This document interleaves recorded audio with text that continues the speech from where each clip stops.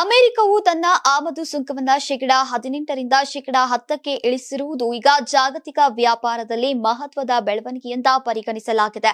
ಈ ನಿರ್ಧಾರವು ನೇರವಾಗಿ ಅಮೆರಿಕದ ಮಾರುಕಟ್ಟೆಯನ್ನ ಪ್ರಭಾವಿತ ಮಾಡಿದ್ರೂ ಕೂಡ ಅದರ ಪರಿಣಾಮ ಭಾರತ ಸೇರಿದಂತೆ ಅನೇಕ ದೇಶಗಳ ಮೇಲೆ ಕಾಣಿಸಿಕೊಳ್ತಾ ಇದೆ. ವಿಶೇಷವಾಗಿ ಚಿನ್ನ ಮತ್ತು ಚಿನ್ನದ ಆಭರಣಗಳ ಕ್ಷೇತ್ರದಲ್ಲಿ ಭಾರತೀಯ ಗ್ರಾಹಕರಿಗೆ ಇದು ಹಲವಾರು ರೀತಿಯಲ್ಲಿ ಲಾಭಕಾರಿ ಆಗುವಂತಹ ಸಾಧ್ಯತೆ ಇದೆ. ಅಮೆರಿಕವು ಭಾರತೀಯ ಚಿನ್ನದ ಆಭರಣಗಳ ಅತಿ ದೊಡ್ಡ ಖರೀದಿದಾರ ದೇಶವಾಗಿದೆ.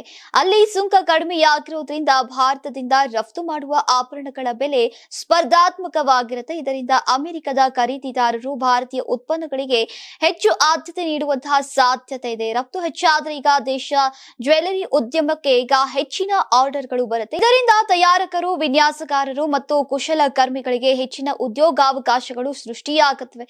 ಉದ್ಯಮದಲ್ಲಿ ಚಟುವಟಿಕೆ ಹೆಚ್ಚಾದ್ರೆ ದೇಶದ ಆರ್ಥಿಕ ಚಟುವಟಿಕೆಗಳು ಕೂಡ ಉತ್ತೇಜನ ಸಿಗುತ್ತೆ. ಇನ್ನು ಜಾಗತಿಕ ಚಿನ್ನದ ಬೆಲೆಗಳ ಮೇಲೆ ಪರಿಣಾಮವನ್ನ ಗಮನಿಸಬೇಕು. ಅಮೆರಿಕದಂತಹ ದೊಡ್ಡ ಆರ್ಥಿಕತೆಯಲ್ಲಿ ಸುಂಕದ ಇಳಿಕೆ ಮಾರುಕಟ್ಟೆಯ ಅನಿಶ್ಚಿತತೆಯನ್ನ ಕಡಿಮೆ ಮಾಡುತ್ತೆ. ವ್ಯಾಪಾರ ಸಂಬಂಧಗಳು ಸುಧಾರಿಸಿದಾಗ ಹೂಡಿಕೆದಾರರ ಮನೋಭಾವವು ಕೂಡ ಸ್ಥಿರವಾಗುತ್ತೆ. ಇದರ ಪರಿಣಾಮವಾಗಿ ಈಗ ಚಿನ್ನದ ಬೆಲೆಯಲ್ಲಿ ತೀವ್ರ ಏರಿಳಿತ ಕಡಿಮೆಯಾಗುವಂತಹ ಸಾಧ್ಯತೆ ಇದೆ.